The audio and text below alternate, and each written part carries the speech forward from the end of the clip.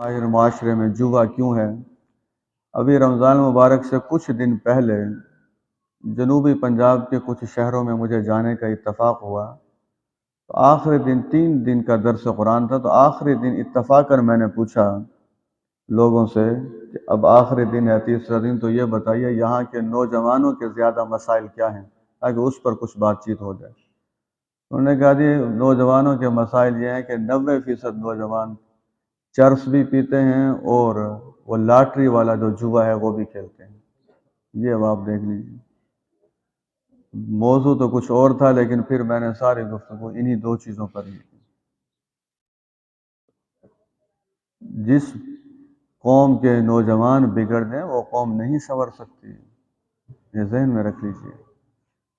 ہمیشہ دیکھا کریں، صرف یہ خوشی نہیں ہونی چاہیے کہ بچہ پیسے کما کر آ رہا ہے، یہ دیکھا جائے حلال لا رہا ہے کہ نہیں لا رہا، حرام تو نہیں کوئی پیسے لے کے آ رہا۔ گھر میں جو حرام کی کثرت ہوگی تو جرائم کی بھی کثرت ہوگی، فساد کی بھی کثرت ہوگی، بد اخلاقی کی بھی کثرت ہوگی، جھگڑوں کی بھی کثرت ہوگی۔ یوں سمجھ لیجئے دینی تعلیمات کا جنازہ نکل جائے گا، بچنا چاہیے اس سے۔ رکوع نمبر 24 ہے۔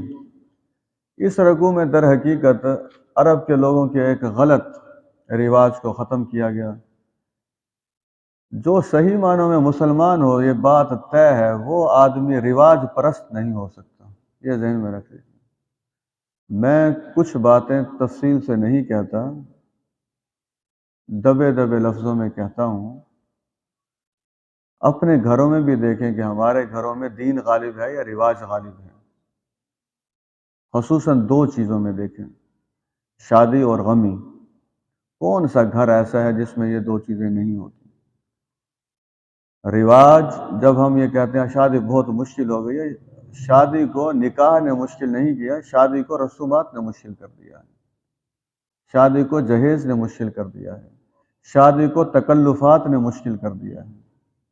نبی اکرم صلی اللہ علیہ وسلم نے تو یہاں تک فرمایا کہ بہترین نکاح وہ ہے جس پر کم سے کم خرچہ آئے، اور ایسے واقعات موجود ہیں کہ اللہ کے رسول صلی اللہ علیہ وسلم نے ایک صحابی کا نکاح اس بات پر ایک خاتون سے کر دیا تھا، اس صحابی کے پاس عورت کو دینے کے لیے نہ کوئی کپڑے تھے، نہ کوئی لوہے کی چیز یا کوئی اور چیز جسے زیورات کا نام دیا جا سکے۔ غربت اور مفلسی کا آپ اندازہ لگا لیجیے۔ آخر نبی اکرم صلی اللہ علیہ وسلم نے یہ پوچھا کہ تمہیں قرآن مجید کا کچھ حصہ یاد ہے؟ صحابی نے عرض کیا ہاں قرآن مجید تو مجھے یاد ہے کچھ۔ تو آپ نے فرمایا ٹھیک ہے، پھر میں انہی آیات پر اس عورت سے تمہارا نکاح کرتا ہوں، اور وہ جو ہے آیات وہ مہر ٹھہری اس خاتون کی۔ اتنی آسانی کے ساتھ یہ معاملہ۔ شادیوں پر سب کو بلانا یہ بھی حکمت کے مطابق نہیں ہے۔ مدینہ منورہ میں شادی ہوتی تھی، حضرت محمد صلی اللہ علیہ وسلم سے بڑھ کر کون اہم شخصیت تھی؟ لیکن صحابی رسول کی شادی ہو جاتی تھی اور نبی اکرم صلی اللہ علیہ وسلم کو بعد میں علم ہوتا تھا کہ میرے اس صحابی کی شادی ہو گئی۔ صحابہ تکلفات سے بالکل آزاد تھے۔ یہ سارے مسائل ہم نے خود بنا لیے ہیں۔ تو ایک یہاں رسم آ رہی ہے، وہ آپ دیکھ لیجئے اس رکوع میں۔ عرب کے لوگ جب حج عمرے کے لیے جاتے تھے تو وہ ان کا عجیب ہی رواج تھا، گھر میں آنے جانے کے لیے پھر دروازہ استعمال نہیں کرتے تھے، وہ دیوار کو پیچھے سے توڑ کے اس میں داخل ہوتے تھے، اور اسے نیکی بھی سمجھتے تھے۔ اللہ تبارک و تعالیٰ نے فرمایا نیکی یہ نہیں ہے کہ تم دروازے سے گھر میں آنا چھوڑ دو۔ نیکی تو جس چیز کا نام ہے اسے پڑھو تم قرآن مجید میں، تو اللہ اور رسول کی اطاعت کا نام ہے، دروازے سے آیا کرو۔ اس لیے اسلام ان چیزوں کو پسند نہیں کرتا۔ کوئی آدمی یہ نظر مان لے کہ میں ننگے پاؤں چلوں گا اگر میرا یہ کام ہو جائے۔ نبی اکرم صلی اللہ علیہ وسلم نے ایک بوڑھے شخص کو دیکھا، اس کے بیٹوں نے اسے پکڑا ہوا تھا اور وہ اونٹ کی موجودگی کے باوجود پیدل چل رہا تھا۔ اللہ کے رسول صلی اللہ علیہ وسلم نے پوچھا کیا معاملہ ہے؟ تو بتایا جی انہوں نے یہ نظر مانی ہے، نیت مانی ہے کہ پیدل جانا ہے، سواری استعمال نہیں کرنی۔ آپ نے فرمایا اس میں کوئی نیکی نہیں ہے۔ تو یہ ساری چیزیں اللہ کے رسول صلی اللہ علیہ وسلم مسترد کر کے گئے ہیں، لیکن ہم نے پھر انہیں شروع کر دیا کسی نہ کسی طریقے سے۔ ' اپنی سوچ کے مطابق ایسا نہیں ہونا چاہیے۔ دین جب آسانی کا نام ہے، اس قسم کے بلکہ ایک لفظ میری زبان پر بہت اچھا آ گیا، خود ساختہ نیکیاں نہ بنائیں، خود ساختہ دین نہ بنائیں، خود ساختہ شریعت نہ گھڑیں، خود ساختہ باتیں نہ کی جائیں، بس یہ دیکھا جائے اللہ اور اس کے رسول کا حکم کیا ہے، اس کے مطابق سارے کام کیے جائیں۔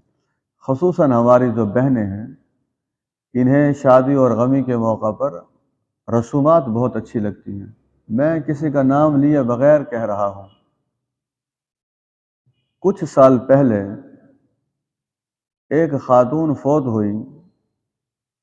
اب اس خاتون کے لیے جیسے برادری کچھ دنوں کے بعد ایک تقریب کرتی ہے، تو اس کے شوہر نے کہا مجھے کہ جی میرے پاس تو صرف 12,000 روپے ہیں بس، اور کم از کم 4-5 دیگیں اگر پکائی جائیں تو اس میں 50-60 ہزار روپے خرچہ آ جائے گا۔ انہوں نے کہا میں نے اب اس عورت جو فوت ہو گئی اس کے بھائیوں سے بات کی ہے، میں نے اسے سمجھایا، میں نے کہا اللہ تبارک و تعالیٰ نے تو کوئی ایسا تمہارے اوپر یہ لازم نہیں کیا کہ یہ سارے کام تم کرو۔ اس کا ایک ہی بات تھی کہ برادری رہنے نہیں دے گی، لوگ جو ہیں مجھے تانا دیں گے۔ تو آخر وہ تیسرے دن دیگیں چڑھ رہی تھی جو وہاں، بعد میں نے پوچھا تو انہوں نے کہا دی تقریباً 30 سے 40 ہزار روپے قرض لیا ہے۔ تو جب اس قسم کے معاملات ہم کریں گے اور اسے ہم نیکی سمجھیں گے، ایک ہے اپنی طرف سے عمل کرنا اور پھر اسے نیکی سمجھنا، اپنی اولادوں کو کہہ کے جائیں۔ دعا تو کسی وقت بھی مانگی جا سکتی ہے، کسی صورت میں بھی مانگی جا سکتی ہے۔ آپ کبھی دیکھیے، میں اس پر سوچتا ہوں، نماز جنازہ ادا کرنے میں زیادہ سے زیادہ 5 سے 10 منٹ لگ جاتے ہیں، اس سے زیادہ ٹائم نہیں لگتا۔ اگر وقت پر کسی نے 8 بجے کہا ہے تو 8:10 پہ جنازہ ہو چکا ہوگا۔ جو ہم نے اپنی طرف سے چیزیں کی ہیں ان پر گھنٹوں لگتے ہیں، آپ اور وہ کیفیت ہم پیدا کر ہی نہیں سکتے جو کیفیت نماز جنازہ کے وقت ہوتی ہے۔ اس لیے ان موضوعات پر میں کوئی 2+2=4 کی طرح بات تو آپ کے سینے میں ڈالنے سے رہا، لیکن اتنا ضرور کیجیے، خدا را پڑھیے، دین کو سمجھیے، اللہ اور اس کے رسول کے احکامات کو جانیے۔ اللہ تبارک و تعالیٰ نے تمام خود ساختہ باتوں کو اڑا کر رکھ دیا ہے۔ دین آسان ہے، اسے مشکل نہ کیجیے۔ اسی رکوع نمبر 24 میں اللہ تبارک و تعالیٰ نے کافروں سے جہاد کرنے کا حکم بھی دیا ہے، اور اس کا مقصد یہ بتایا ہے مسلمانوں کا جو جہاد ہوتا ہے اور دیگر ممالک کی جو جنگیں ہوتی ہیں اس میں زمین آسمان کا فرق ہے۔ روس نے افغانستان کے ساتھ جو جنگ کی تھی، مقصد کیا تھا؟ افغانستان فتح حاصل کرنا، وہاں کے وسائل کو اپنے ہاتھ میں لے لینا، علاقے کی ہوس ہوتی ہے۔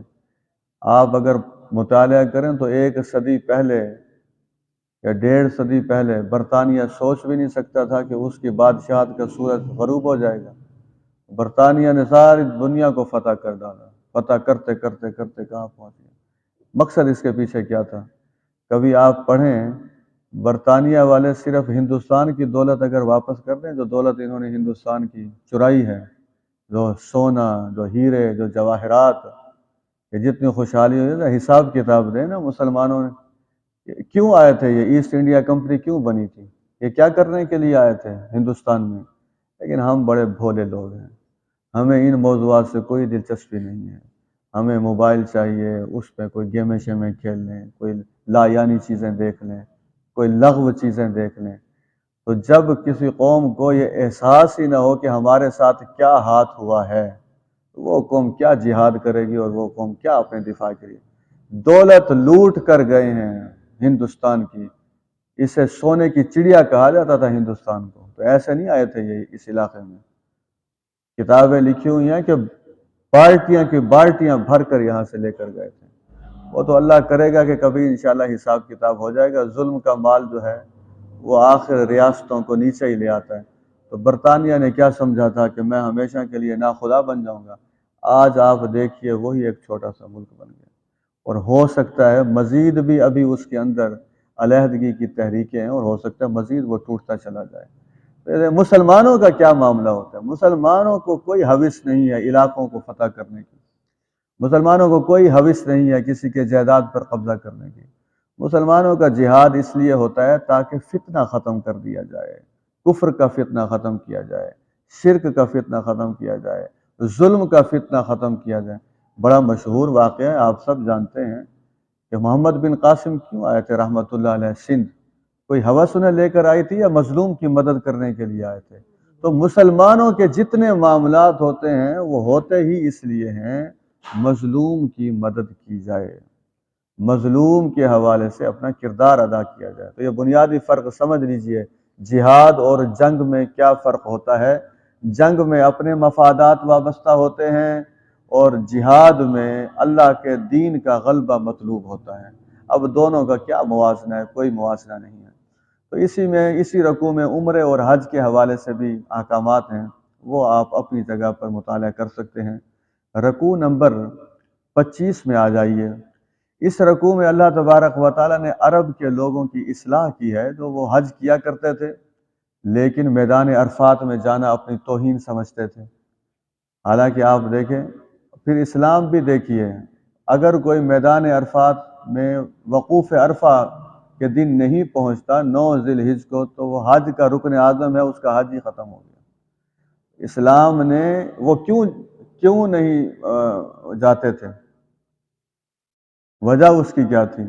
وہ یہ کہتے تھے کہ جناب ہم جو ہیں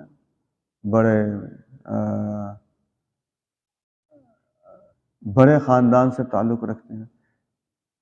بعض ان میں ایسے تھے مزدلفہ نہیں جاتے تھے۔ اللہ تبارک و تعالی نے عرفہ اور مزدلفہ دونوں مقامات پر آپ دیکھ لیجئے، ظہر اور عصر کی نماز عرفہ میں پڑھی جاتی ہے، مغرب اور عشاء کی نماز مزدلفہ میں پڑھی جاتی ہے۔ تو وہ جو غرور اور تکبر تھا وہ اللہ تبارک و تعالی نے توڑ دیا اس میں، کہ جہاں سے باقی لوگ واپس آ رہے ہیں تم بھی وہاں سے واپس آؤ۔ آپ دیکھیے اب بھی حاجی جب جاتا ہے تو وہاں جو دعائیں مانگتا ہے، زیادہ وقت ذکر اذکار میں اس کا گزرتا ہے۔ عرب کے لوگ بھی حج کیا کرتے تھے لیکن وہ آخرت کے قائل نہیں تھے۔ وہ جو دعا کیا کرتے تھے وہ الفاظ یہاں ہیں، موجود ہیں، سنیے ذرا۔ وہ یہ دعا مانگا کرتے تھے کہ یا اللہ ہمیں دنیا میں عطا کر دے، بس آخرت کا وہ سرے سے تذکرہ ہی نہیں کرتے تھے۔ اللہ تبارک و تعالی نے فرمایا جو مجھ سے یہ دعا مانگتے ہیں کہ مجھے دنیا میں عطا کر دے تو آخرت میں پھر اس کا کوئی حصہ نہیں ہے۔ پھر ایک دعا اللہ نے اہل ایمان کی اس رکوع میں بیان کی ہے، اس سے بڑھ کر کوئی دعا قرآن مجید میں نہیں ہے۔ ربنا آتنا فی الدنیا حسنہ وفی الآخرۃ حسنہ وقنا عذاب النار۔ یہ دعا بہت زبردست دعا ہے، اس دعا کو خوب اچھے طریقے سے یاد کر لیجیے۔ حضرت انس بن مالک رضی اللہ تعالیٰ عنہ طواف کر رہے تھے، صحابی رسول تھے، لوگ ان کے پاس آئے اور کہنے لگے جی ہمارے لیے دعا کیجیے۔ انہوں نے دعا کی ربنا آتنا فی الدنیا حسنہ وفی الآخرۃ حسنہ وقنا عذاب النار۔ تو لوگوں نے پھر کہا جی ہمارے لیے دعا کیجیے۔ انہوں نے کہا ربنا آتنا فی الدنیا حسنہ وفی الآخرۃ حسنہ وقنا عذاب النار۔ لوگوں نے پھر جب تیسری مرتبہ کہا تو حضرت انس رضی اللہ تعالیٰ عنہ لوگوں سے کہنے لگے تمہیں کیا ہو گیا ہے؟ میں تمہارے لیے 3 چیزیں مانگ رہا ہوں، دنیا کی بہتری، آخرت کی بہتری اور آگ سے بچاؤ، اور تمہیں کیا چاہیے؟ تو اس دعا کو کثرت سے مانگنا چاہیے۔ یہ جو حسنہ کا لفظ ہے، علماء نے لکھا ہے ربنا آتنا فی الدنیا حسنہ، اے اللہ ہمیں دنیا میں بہتری عطا فرما، بھلائی عطا فرما۔ علماء نے لکھا ہے کوئی آدمی بھی حسنہ کی تشریح نہیں کر سکتا کہ حسنہ میں کتنی نعمتیں چھپی ہوئی ہیں، سب کچھ اس میں آ گیا، سب کچھ، صحت ہے، اولاد ہے، رزق ہے، وقت کی برکت ہے، پریشانی کا خاتمہ ہے، اولاد کے رشتے ہیں، معاشرے کے اندر عزت ہے، سکون قلب ہے، یعنی کوئی ایک چیز ایسی نہیں ہے جو حسنہ نے چھوڑ دی ہو۔ اور یہ جو فی الآخرۃ حسنہ ہے وہ اللہ تبارک و تعالیٰ کی نعمتیں ہیں، جنت کی، جنہیں نہ کسی آنکھ نے دیکھا ہے، نہ کانوں نے سنا ہے، نہ دل میں اس کا تصور آیا ہے۔ اور پھر جو تیسری چیز ہے، اس کا مطلب یہ ہے تینوں چیزیں انسان کے لیے ضروری ہیں، دنیا بھی ضروری ہے، آخرت بھی ضروری ہے، اور آگ سے بچنا بھی ضروری ہے۔ تو ہمیں یہ دعا کثرت سے مانگنی چاہیے۔ اللہ تبارک و تعالیٰ نے اسی رکوع میں 2 کرداروں کا تذکرہ کیا ہے۔ ایک وہ کردار ہے جو فسادی ہے، اور ایک وہ کردار ہے جو اللہ تبارک و تعالیٰ کے احکامات کا پابند ہے۔ اللہ تبارک و تعالیٰ نے اس کردار کو پسند فرمایا ہے جو اللہ تبارک و تعالیٰ کے احکامات کا پابند ہے۔ البتہ اس رکوع میں، رکوع نمبر 25 میں ایک بات وہ ہم سب کو ذہن نشین کر لینی چاہیے، اللہ کا حکم ہے، اسی پر میں آج کی گفتگو ختم کر رہا ہوں۔ اے ایمان والو، آپ سن لیجئے، یہی ایک آیت ہی کافی ہے۔ اے ایمان والو، مکمل دین اسلام میں داخل ہو جاؤ۔ دوسرا ترجمہ یہ، اے ایمان والو، سارے کے سارے دین میں داخل ہو جاؤ۔ یعنی تمہاری زندگی کا کوئی ایک شعبہ ایسا نہ ہو جس میں دین نظر نہ آئے۔ تجارت ہے، زراعت ہے، سیاست ہے، عدالت ہے، تعلیم ہے، اخلاق ہے، لباس ہے، گفتگو ہے، عبادت ہے، عقائد ہیں، معاملات ہیں، ہر جگہ دین چھایا ہوا ہے۔ آپ خود دیکھ لیجئے، ذاتی زندگی ہماری ہو یا پاکستان کی ریاستی زندگی ہو، کیا ہر جگہ دین چھایا ہوا ہے؟ کیا دین ہر جگہ داخل ہو چکا ہے؟ اگر تو ہو چکا ہے تو مبارکباد بنتی ہے، نہیں ہوا تو ہم یہ نہیں کرتے کہ ہم کسی کو اب یہاں رونا دھونا شروع کر دیں۔ بس یہ میں کہہ رہا ہوں کہ کیا اس دین کو غالب کرنے کی کوشش آخری دم تک کریں گے انشاءاللہ۔ ہم جب جائیں ہمارا کام بھائی یہی ہے کہ یا اللہ آپ کے دین کو غالب کرنے کے لیے کوشش کرتے رہے ہیں۔ اے لوگوں جو ایمان لائے ہو، مکمل کے مکمل اسلام میں داخل ہو جاؤ اور دیکھو شیطان کے قدموں پر نہ چلو۔ یہ بات بڑی اہم ہے، جب کوئی دین پر نہیں ہوتا، دینی راستے پر نہیں ہوتا، وہ شیطانی راستے پر ہوتا ہے، یہ ذہن میں رکھ لیجیے۔ پھر سن لیجیے، بڑی اہم بات ہے، جب کوئی دینی راستے پر نہیں ہوتا تو پھر اس وقت کون سے راستے پر ہوتا ہے؟ شیطانی راستے۔ تیسرا کوئی معاملہ ہے نہیں۔ فرمایا لوگوں مکمل اسلام میں داخل ہو جاؤ، دیکھو شیطان کے قدموں کی پیروی نہ کرو، یقیناً وہ تم سب کا کھلا دشمن ہے۔ اللہ تبارک و تعالی ہمیں اس دشمن کو پہچاننے کی توفیق عطا فرمائے۔ اور دیکھیے، آخری بات تو میں کہہ چکا، یہ اسی آخری بات کی تشریح ہے۔ اب جب تک ہمیں یہ علم نہ ہوگا کہ دین میں تو مکمل داخل ہونے، لیکن دینی تعلیمات ہیں کیا، تو اس وقت تک کیسے دین میں داخل ہوں گے؟ تو اپنی زندگی کے جتنے معاملات ہیں وہ سارے کے سارے معاملات علماء سے پوچھیں۔ اس قوم کے ساتھ بڑا ہاتھ ہوا ہے، عوام الناس کا اور علماء کا جو آپس میں تعلق ہے وہ بڑا کمزور ہو گیا ہے۔ عالم کی ضرورت پاکستان میں زیادہ تر 3 مواقع پر محسوس ہوتی ہے۔ کوئی بچہ پیدا ہو گیا ہے تو اسے بلوا لیں، اذان دلوا لیں۔ اگر بلوغت کو پہنچ گیا تو اسے بلوا کے نکاح کی تقریب کروا لی جائے، اور اگر وہ دنیا سے جا چکا ہے تو پھر کوئی گفتگو کروا لی جائے یا اس سے دعا کروا لی جائے، نماز جنازہ۔ یعنی 3 مواقع ہیں، پیدائش، شادی اور پھر وفات۔ حالانکہ پیدائش سے لے کر موت تک کا جتنا درمیانی عرصہ ہے اس میں عوام الناس کا اور علماء کا آپس میں بڑا گہرا تعلق ہونا چاہیے۔ علماء کی بھی یہ ذمہ داری ہے، وہ عوام الناس کو مسجد کے اندر جو تقاریر ہوں وہ عوام الناس کے جو مسائل ہیں، معاشی مسائل ہیں، معاشرتی مسائل ہیں، سماجی مسائل ہیں، اخلاقی مسائل ہیں، کچھ بھی ہیں، مالی مسائل ہیں، ان کے مطابق مضامین کا چناؤ ہونا چاہیے اور وہ گفتگو مسجد میں ہونی چاہیے۔ مسجد کو صرف فرقہ واریت کا مرکز نہیں بنانا چاہیے، عوام الناس کے لیے اسے ایک تربیتی مرکز بنانا چاہیے۔ تو میں یہ عرض اس لیے کر رہا ہوں، علم جب نہیں ہوگا، ہماری بہنیں تشریف فرما ہوں گی تو میں ان سے بھی کہتا ہوں گھروں کے اندر چلیں، اب تو موبائل ہے، موبائل پر جہاں باقی چیزیں تلاش کی جاتی ہیں تو صرف اتنا جملہ لکھ لیں، اسلامی لباس کے بارے میں اسلامی تعلیمات، ساری چیزیں آپ کے سامنے آ جائیں گی۔ لکھ لیجئے دیکھنے کے بارے میں اسلامی تعلیمات، لکھ لیجئے پردے کے بارے میں اسلامی احکامات۔ البتہ ایک چیز کا نقصان ہو سکتا ہے، کئی ویب سائٹس ایسی ہوتی ہیں بعض اوقات قادیانیوں کے اور کچھ اور مسالک بھی ہیں، ان کی بھی، اب جسے صحیح علم ہوگا وہ تو اس حق اور باطل کی پہچان کر پائے گا، اور جو عام آدمی ہے وہ ہو سکتا ہے کہ وہ کسی اور چیز کا ہی مطالعہ کر کے کسی اور نتیجے پہ پہنچ جائے۔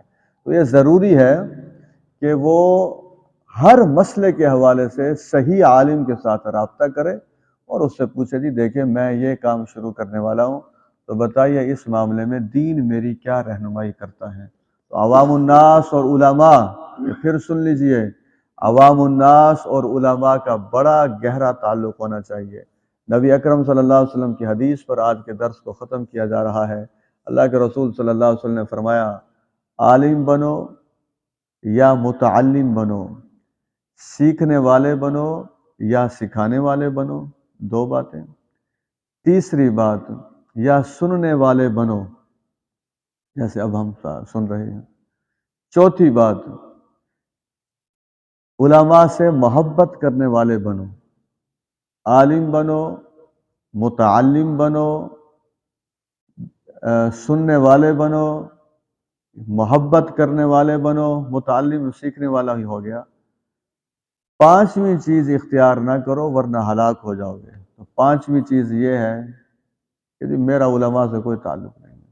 علماء سے کوئی تعلق نہ ہونے کا مطلب یہ ہے کہ پھر میرا دین سے تعلق نہیں ہے۔ ظاہر ہے جب علماء سے تعلق ہوگا تو دین کو سیکھا جائے گا۔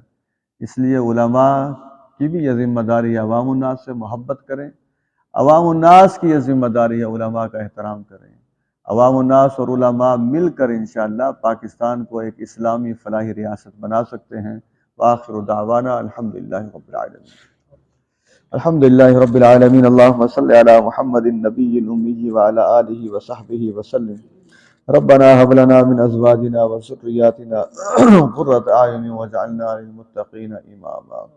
اللهم احسن عاقبتنا في الامور كلها واجرنا من خزي الدنيا وعذاب الاخرة۔ اے اللہ ہمیں مکمل کا مکمل دین اسلام میں داخل ہونے کی توفیق عطا فرما۔ ہماری زندگی کے جو شعبے اسلام سے دور ہیں انہیں اسلام کے تابع کرنے کی توفیق عطا فرما۔ اے اللہ ہماری انفرادی زندگی بھی، اور ظاہر ہے ہم پاکستان میں رہ رہے ہیں، اس ملک کے اجتماعی معاملات ہمارے اوپر اور ہماری زندگی پر اثر انداز ہوتے ہیں۔ ہمیں اپنے انفرادی اور اجتماعی معاملات کو دین کے تابع کرنے کی توفیق عطا فرما۔ وصلی اللہ تعالی علی خیر خلق محمد وعلی آلہ وصحبہ اجمعین۔